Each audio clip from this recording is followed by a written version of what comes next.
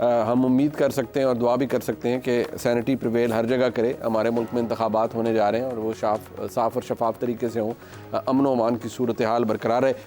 बहसीत जमात पाकिस्तान मुस्लिम league नून क्या सोच रही है, हालात जो हैं वो हमारे सामने हैं, ये जानने के लिए चलते हैं। सेनेटर इरफान सिद्दीकी साहब हमारे साथ मौजूद हैं, किसी तारुफ के मोहताज नहीं है। बहुत शुक्रिया इरफान सिद्दीकी साहब। सबसे पहले तो ये फरमाइएगा, ठीक है माजी में अदलिया के बहुत से फैसलों के ऊपर तनकीद होती रही है, जब वो फैसला आ जाता है तो पब्लिक डॉक्यूमेंट होता है। इमरान खान को साइफर केस के अंदर बेल होती है, फैसला सुप्रीम कोर्ट से आता है, वो एक बेल ऑर्डर है, अदालत उसके अंदर जो टेंटेटिव असेसमेंट है वो लिख देती है। लेकिन अब बहुत कुछ बदल चुका है, बंदयाल साहब की चीफ जस्टिस नहीं रहे और अब काजी फाइज़ साहब चीफ जस्टिस हैं।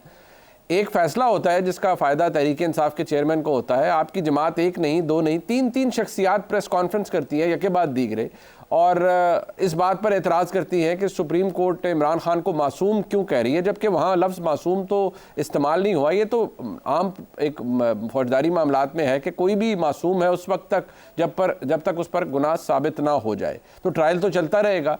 लेकिन इस तनकीद की वजह, और इतनी ज़ोरदार तनकीद, इसकी क्या वजह है सर?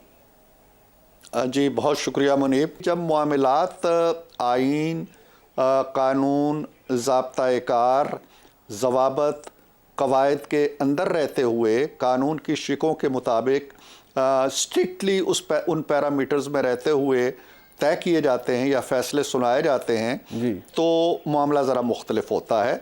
लेकिन जब उनसे हट के आप किसी की तालीफ़े क़ल्ब के लिए, किसी को थपकी देने के लिए, या किसी की मासूमियत को बहुत ज़्यादा नुमायाँ करने के लिए, या किसी को हदफ़े तनकीद बनाने के लिए इजाफी रिमार्क्स देते हैं, जैसे हमारे बारे में दिए गए, गॉडफादर कहा गया या सिसिल्ड माफिया कहा गया, मुकदमात ख़त्म हो गए, तहलील हो गए, सज़ाएँ ख़त्म हो गई, वो रिमार्क्स मेरा ख्याल है कि तारीख़ का हिस्सा हैं, दोहराए जाते रहेंगे।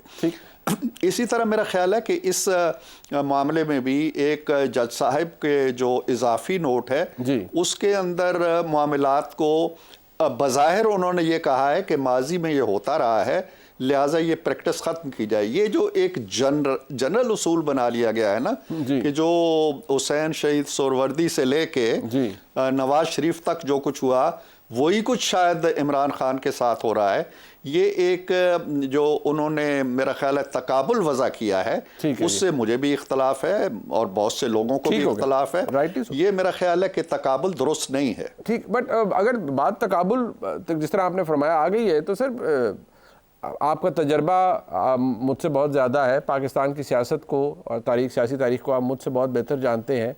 लेकिन जो आज की तारीख़ में हो रहा है बहसीत एक सियासी जमात पाकिस्तान तहरीक इंसाफ के साथ, कि आपके जितने कोलीग्स हैं जिन्होंने नॉमिनेशन पेपर्स जो जमा कराने गए होंगे, भेजे होंगे, किसी ने करवा रहे होंगे, किसी से ना छीने गए, ना ही किसी जगह पुलिस ने इंटरवीन किया, ना ही आरओ के टेबल से कोई उठा के ले गया, ना ही किसी की बहन बेटी के ऊपर किसी ने झपटा मारा कि किसी से कागज़ छीन लिया जाए। ये तहरीक इंसाफ से जुड़े लोगों के साथ हो रहा है। तो मेरा सवाल यह है कि ऐसे माहौल में इंतखाबात जीतना हारना ये तो वोटर का काम है, उसने जिसको वोट देना है। जीत भी गए तो मॉरल लेजिटिमेसी क्या होगी? क्योंकि जो मुखालिफ है वो तो कहेगा जी कि मुझे तो नॉमिनेशन पेपर तक नहीं फाइल सही तरीके से करने दिए किसी ने, और जो बेनिफिशरी थे वो मियां नवाज शरीफ बने और उनकी जमात बनी और इक़्तिदार उनको मिला। जैसे ये खुला पता है सबको कि मियां नवाज शरीफ को हटवाया गया वज़ीर आज़म की कुर्सी से, उनको जेल में डलवाया गया इमरान खान साहब को लाने के लिए। तो अगर तो ये रिवर्स इंजीनियरिंग हो रही है तो फिर जितना नुकसान इमरान खान को हुआ उतना नुकसान फिर मियां नवाज शरीफ को भी होगा इखलाकी तौर पर। जो तहरीक इंसाफ है वो तासुर आफरीनी में या बयानिया बनाने में या एक ख़ास इम्पेक्ट लोगों के जहनों में सब्त कर देने में बड़ी महारत रखती है। मुझे नहीं मालूम कि कितनी जगह ये छीना झपटी हुई है, वो तो ऐसा ड्रामा भी करने की सलाहियत रखते हैं लेकिन इसको छोड़ देते हैं। छीना झपटी कोई मानी नहीं रखती। आप मुनीब मेरे नॉमिनेशन पेपर जमा करा सकते हैं, मैं आपके करा सकता हूँ, ये इमैटीरियल सी चीज़ें, इनमें कुछ नहीं रखा हुआ। अगर ऐसा हो भी रहा है तो ये बहुत गलत है, ऐसा नहीं होना चाहिए। लेकिन यहाँ मैं आपको एक चीज़ ये भी वाज़े कर दूँ, एक शख्स जो रात को GHQ पे हमला करता है और कलाबाला आसार पे हमला करता है और कोर कमांडर हाउस जलाता है और अगले दिन आके वो कहता है जी कि मैं नॉमिनेशन पेपर भी जमा कराऊंगा और मेरी हैसियत PMLN जैसी और पीपल्स पार्टी जैसी और जमीयत जैसी और ANP जैसी है, उसी तरह मैं सादा और मासूम हूँ। ये एक सवालिया निशान है और ये सवालिया निशान पूरे इलेक्शन को यकीनन मुतासर करेगा, इसलिए कि हम फैसला नहीं कर पा रहे। मैं अपनी बात को बिल्कुल दो टोक अंदाज में कहना चाहता हूँ कि 9 मई को समहाउ वो पस मंज़र में चला गया है और इस वक्त जो सारा फोकस आ गया है वो 8 फरवरी है। हम PTI को, उसके वर्करों को, उसके कारकुनों को, उसके नॉमिनेशन पेपर जमा कराने वालों को, उसके उम्मीदवारों को 8 फरवरी के आईने में देखते हैं। 9 मई का आईना जो है वो धुंधला चुका है और यहीं से कन्फ्यूजन पैदा हो रहा है और जब तक ये कन्फ्यूजन दूर नहीं होगा। सर आपने फरमाया, ये आपने पहले भी एक जगह फरमाया, मैं चाहता हूँ कि आपने कहा है तो जरा इस पर रिफ्लेक्ट कर दीजिएगा। यकीनी तौर पर 9 मई पस मंज़र में नहीं जाना चाहिए, लेकिन 9 मई के अंदर शमूलियत पूरे तहरीक इंसाफ के हर कैंडिडेट या हर पार्टी वर्कर की तो नहीं थी। जितने लोग थे वो कानून के मुताबिक उनको सज़ा भी मिलनी चाहिए, सब कुछ होना चाहिए, और अगर अब तक उनको सज़ा नहीं मिली तो ये हमारे निज़ाम इंसाफ के भी मसाइल हैं, रियासत के क्या अप्रोच है उसके मसाइल हैं। बिल्कुल वो अपनी जगह, लेकिन क्या 9 मई की वजह से पूरी तहरीक इंसाफ यानी पूरी जमात या उसके वोटर को डिसइनफ्रेंचाइज कर देना भी दुरुस्त अमल है कि वो इस काबिल ही न रहे कि वो अपनी जमात को वोट कर सके? जो वो लोग जिनका दूर दूर तक 9 मई से ताल्लुक नहीं है, क्या उनसे भी इंतखाब लड़ने का या वोट देने का या डलवाने का हक छीन लेना चाहिए? नहीं, मैं बिल्कुल ये नहीं कह रहा।